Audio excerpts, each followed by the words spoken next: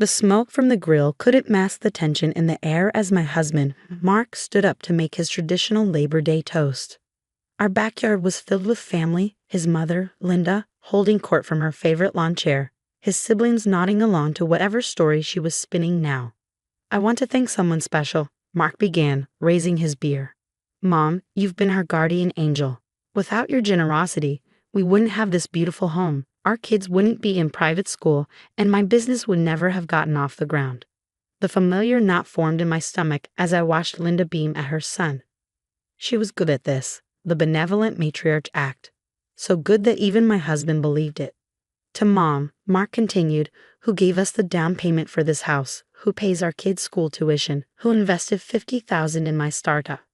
I couldn't take it anymore. 10 years of watching this performance, of seeing my husband thank his mother for imaginary gifts, of listening to her take credit for our hard work. The folder in my bag felt heavy with truth. What generosity! The words left my mouth before I could stop them. The backyard went quiet except for the sizzling of burgers on the grill. Mark looked at me, confused. "Honey," I said, "what generosity?" I stood up, my hands steady as I reached for my bag. "What down payment? What tuition payments? What investment?" Linda's perfectly maintained smile flickered. "Jennifer, dear, this isn't the time." "It's exactly the time," I countered, pulling out the folder I'd been compiling for months. "Mark, do you know where the down payment for our house really came from?" He blinked, looking between his mother and me. "Mom gave us the $60,000. "No," I said firmly. "We scraped together every penny of that down payment ourselves. I have all the bank statements right here. 3 years of savings, my inheritance from my grandmother, your overtime pay." Mark's sister Sarah leaned forward. "But Mom said." "Mom said a lot of things," I interrupted, spreading documents across the patio table. "She's been saying things for years, but saying doesn't make them true." Linda stood up, her voice sharp. "How dare you question my generosity to my own children?" "I'm not questioning it," I replied. "I'm disproving it. Mark, remember last Christmas when your mom announced she paid off our car loan as a gift?" He nodded slowly. "Show me the payment," I challenged Linda. "Show me one single document proving you've given us any of the money you claim to have given us." The backyard had become uncomfortably quiet. Mark's brother Tom and his wife watched with wide eyes. Sarah had pulled out her phone, presumably checking her own accounts. "I don't need to prove anything," Linda declared. "My children know." "Know what?" I asked.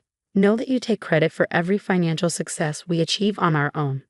Know that you've built this image of the wealthy, generous mother without ever actually being generous."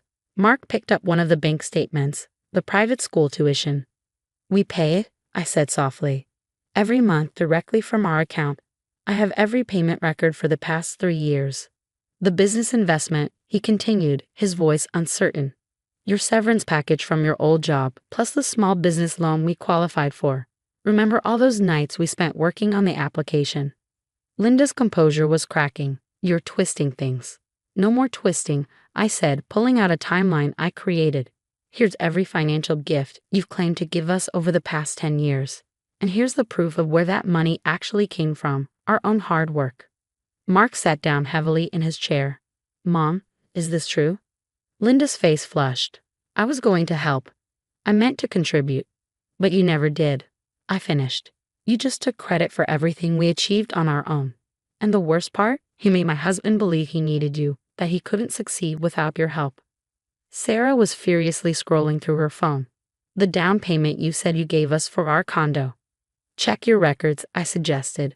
"I bet you'll find you paid for it yourself." Tom had gone pale. "The business loan you guaranteed for my restaurant." Linda's carefully constructed facade was crumbling as her children began to realize the extent of her deception. She hadn't just lied about helping us. She created an entire fictional narrative of financial support that had never existed. "I wanted you to be proud," she whispered, "to feel secure knowing your mother could help." "We would have been proud of the truth," Mark said, his voice heavy with realization. "Proud that we did it ourselves. Instead, you made us feel dependent on imaginary help." The burgers were burning on the grill, forgotten in the wake of this revelation. 10 years of false gratitude, of believing we owed our success to Linda's generosity, were going up in smoke along with them. The smell of charred burgers finally broke the tension as Tom rushed to salvage what he could from the grill. Linda remained standing, her manicured hands gripping the back of her chair as her carefully constructed world unraveled. "Check the college funds," Sarah suddenly said, her voice shaking. "Mom, you said you'd set up accounts for all the grandchildren." Linda's face went white. "Sarah, please." "Already did," I said, pulling out more documents. "There are no college funds. I called every major bank and investment firm and estate. Nothing under the kids' names, nothing under Linda's name designated for education." Mark was going through the stack of papers I compiled, his hands trembling slightly. "The Christmas bonuses you said you gave my employees last year. The ones they thanked you for," I asked gently. "Those came from our business account. I have the canceled checks." Tom returned with a plate of salvaged burgers, his face grim. "What about the loan guarantee for my restaurant? The bank said they had a cosigner." "That was Uncle Pete," I revealed. "I found the paperwork when I was investigating. Mom just took credit for it." Linda sank back into her chair. "I was trying to protect you all. To make you feel secure." "By lying?" Sarah's voice cracked. "By making us believe we couldn't succeed without you." I pulled out one final document, a spreadsheet I created tracking every claimed gift, loan, or investment Linda had announced over the years. The total was staggering. $1.2 million, I read. "That's the amount you've claimed to give us collectively over the past decade. Money that actually came from our own hard work, our own savings, our own loan applications." "But why?" Mark asked his mother. "Why claim credit for things you never did?" Linda's perfect makeup couldn't hide her crumbling composure. "After your father died, leaving so little, I couldn't bear for people to know. The country club memberships, the charity board positions, my whole identity was built on being the wealthy widow who supported her children." "So you built a fantasy," Tom concluded, "and made us all believe in it."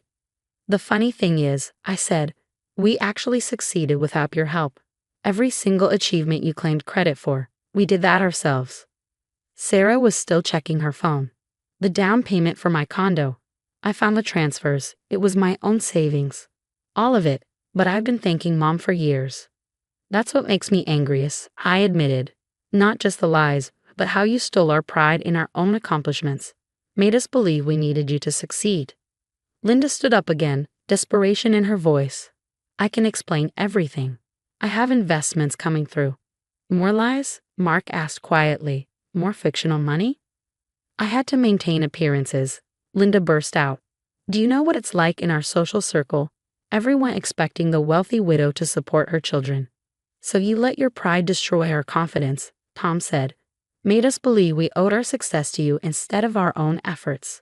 The afternoon sun cast long shadows across our backyard as the truth settled over the family. Years of false gratitude, of believed dependency, of achievements credited to Linda's non-existent generosity, all exposed in a single Labor Day barbecue.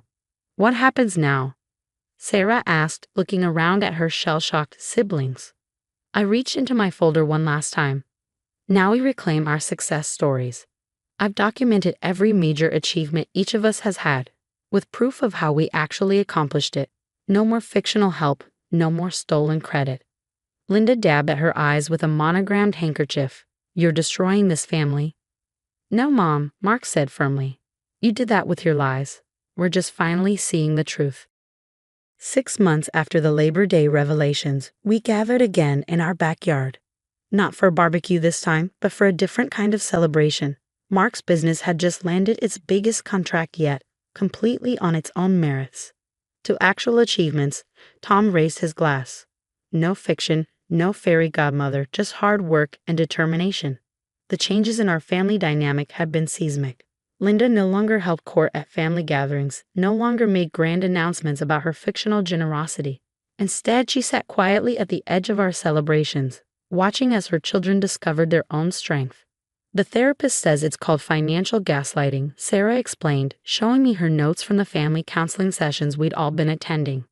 "Making us believe we needed her, taking credit for our successes, creating a false narrative of dependency." The past months had been a journey of rediscovery for everyone. Tom's restaurant had earned its first Michelin star, an achievement he'd initially tried to credit to Linda's non-existent investment before catching himself.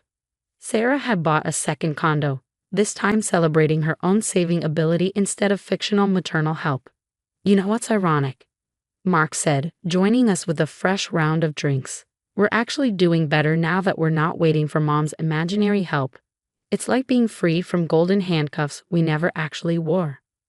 Linda had been required to make amends as part of her therapy. She'd written letters to each of her children, acknowledging every false claim of financial support, every stolen credit for their achievements. The stack of confessions was thick with decades of lies. I found something interesting, I told the group, pulling out my laptop. I've been tracking our actual financial progress over the years.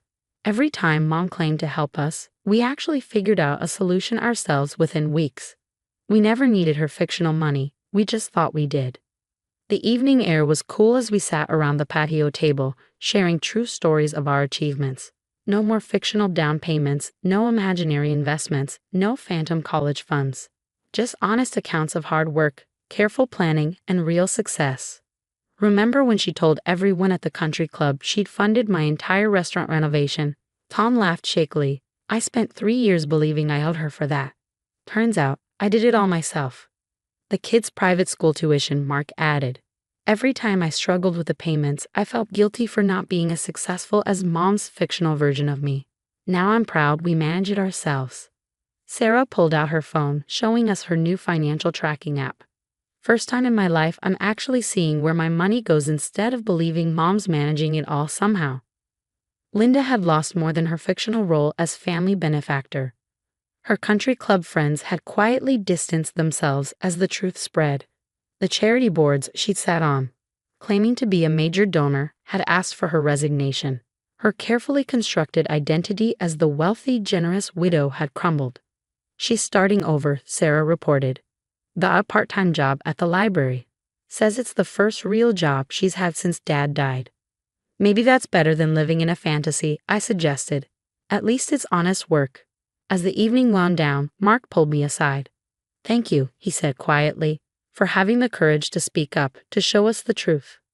I watched our family, Tom discussing real business strategies with Sarah, the kids playing without the weight of fictional privilege, even Linda in her new, humbler role, and realized that sometimes the greatest gift you can give people is the truth about their own strength.